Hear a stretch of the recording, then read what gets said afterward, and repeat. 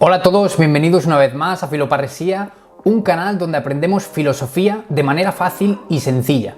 Hoy os traigo un tema muy interesante, especialmente teniendo en cuenta que se acerca la fecha de San Valentín y vamos a estar hablando sobre sexualidad y arte. Desde la antigüedad se ha considerado la sexualidad como un acto muy sagrado. Ella representa la energía de vida.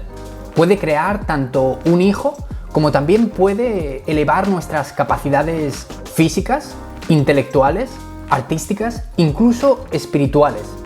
Existe una estrecha relación entre el deseo sexual y el impulso espiritual.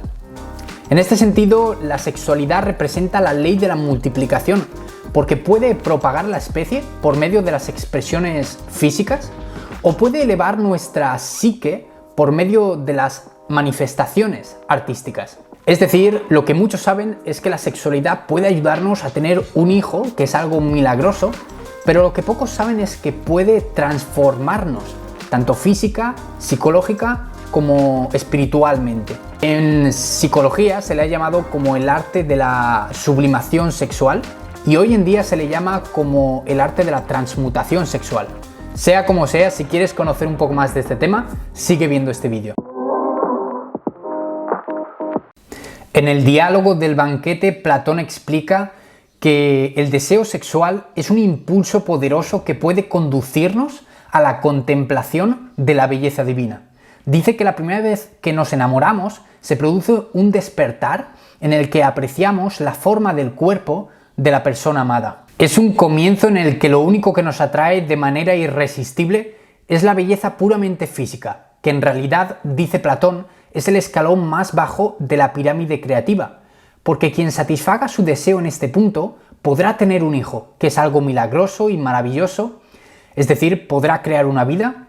Esto está muy bien, pero Platón dice que esta no es la última meta de la sexualidad, sino que la finalidad es de carácter espiritual, y que cuando uno se domina a sí mismo, puede utilizar esta energía motivadora como un gran impulsor, como un gran motor para su propio crecimiento personal. Cuando uno no deja escapar esta energía creadora, es decir, cuando uno no satisface su deseo inmediatamente, se produce una elevación.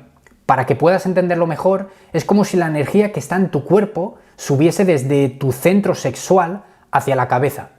La energía no puede desaparecer, ni tampoco puede quedarse encerrada en tu cuerpo para siempre, sino que busca una salida. Que la energía ascienda, lo primero que produce en tu cuerpo es un mayor vigor, una mayor fortaleza y sensibilidad hacia las cosas que te rodean. Si en el primer escalón lo único que apreciabas era la belleza concreta de la persona de la que te habías enamorado, en el segundo escalón comienzas a percibir cierto encanto que se extiende al mundo, a la naturaleza, los paisajes, los animales, una prenda de vestir, un mueble, etc.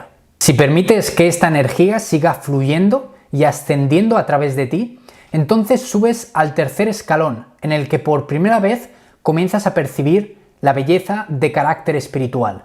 Y cuando decimos espiritual, no hay que entender un concepto místico, sino simplemente algo cultural, que es como lo han entendido los filósofos.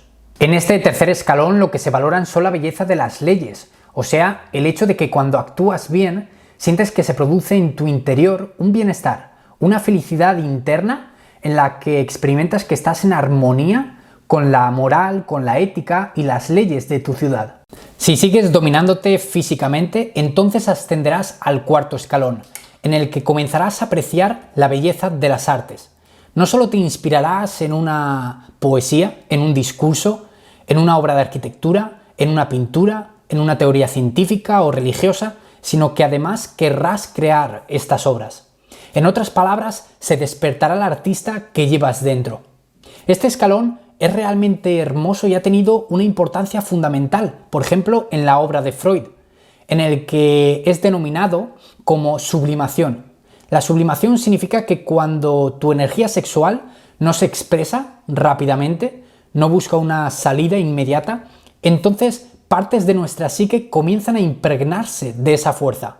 Algunos centros neuronales de nuestro cerebro, que aparentemente no existían, comienzan a vibrar, a tener una actividad que se expresa por medio de un incremento de la imaginación y de la creación de nuevos inventos. Pero Platón no se detiene aquí, sino que incluso va más allá de Freud, porque lo que nos dice es que en el último escalón se conquista la última meta del ser humano, es decir, su libertad última, aquello para lo cual ha nacido y ha venido al mundo. Y allí dice Platón que se contempla la belleza divina, o la idea de belleza, por medio de la meditación y de la reflexión. Por primera vez la energía fructifica, o por decirlo poéticamente como algunos sabios orientales han dicho, se abre la flor dorada de la comprensión y de la sabiduría suprema, que no consiste en hablar bien ni en decir palabras bonitas simplemente, sino en tener una visión clara, un ojo que ve con claridad y no con distorsiones, con las ideologías, con las presuposiciones, con los juicios que operan en el intelecto humano debido a la cultura o al medio que te rodea. Así que por primera vez se abre el ojo del alma y se sale de la caverna de la ignorancia. El amor platónico, por lo tanto, no es un amor inalcanzable, como solemos pensar, sino que es un amor que se alcanza por medio de la voluntad. No físicamente, sino mediante las ideas. Y esto es importante, porque recordemos que para Platón la verdadera realidad está en las ideas. El propósito de esta escalera es llevarnos poco a poco a despertar desde los más rudos escalones de la existencia de los cuerpos bellos que operan en el mundo sensible y que son como sombras, hasta la más sutil percepción de la belleza suprema que se encuentra en las ideas, esto es, en el mundo inteligible. Por lo tanto, fijaos, la idea de belleza, como un anzuelo, nos atrae desde el mundo sensible, por medio de las sombras, por medio de la belleza de los cuerpos, y nos va atrayendo hacia sí hasta la contemplación de las ideas. Poco a poco hace este proceso. Algunos quedan parados, quedan atascados en el primer escalón, siempre están valorando solo la belleza de los cuerpos y no van más allá. Otros suben un escalón más y empiezan a valorar las leyes, empiezan a percibir que cuando actúan bien, de acuerdo a la moral, las costumbres, la ética de su pueblo, sienten una felicidad interna, una retribución de carácter psicológico o espiritual. Otros van un poco más allá y suben al tercer escalón, donde no solo se sienten inspirados por las obras de arte, sino que además quieren crearlas. Y cuando hablamos de obras de arte, pues hablamos de una pintura, de una poesía, de un discurso, de una teoría científica, de una obra de arquitectura, incluso también de la teología. Es decir, de todo lo que puede abarcar el arte en nuestros días. Pero hay otros que no se quedan ahí, sino que van un poco más allá.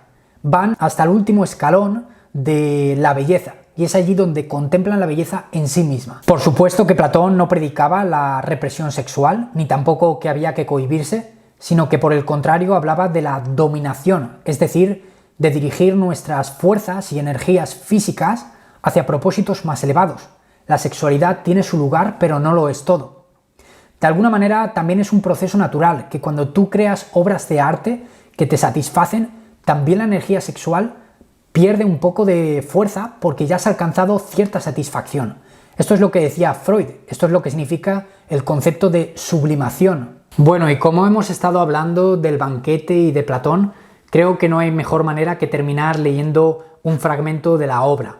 Dice así: es preciso, en efecto, que quien quiera ir por el recto camino a ese fin, comience desde joven a dirigirse hacia los cuerpos bellos, y si su guía lo dirige rectamente, enamorarse en primer lugar de un solo cuerpo y engendrar en él razonamientos. Luego debe comprender que la belleza que hay en cualquier cuerpo es igual a la que hay en otro cuerpo, y que si es preciso perseguir la belleza de la forma, es una gran necedad no considerar una y la misma la belleza que hay en todos los cuerpos. Una vez que haya comprendido esto, debe hacerse amante de todos los cuerpos bellos y calmar ese fuerte arrebato por uno solo, despreciándolo y considerándolo insignificante.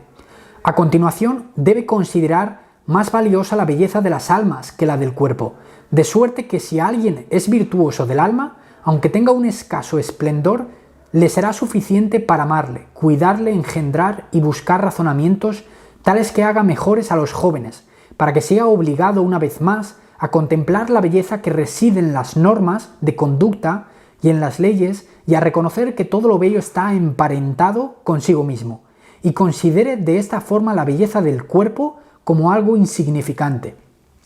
Después de las normas de conducta, debe conducirle a las ciencias, para que vea también la belleza de éstas, y dejando ya su mirada en esa inmensa belleza, no sea por servil dependencia, mediocre y corto de espíritu, apegándose como un esclavo a la belleza de un solo ser, sino que vuelto hacia ese mar de lo bello y contemplándolo, engendre muchos bellos y magníficos discursos y pensamientos en ilimitado amor por la sabiduría, hasta que fortalecido entonces y crecido descubra una única ciencia, cual es la ciencia de una belleza como la siguiente.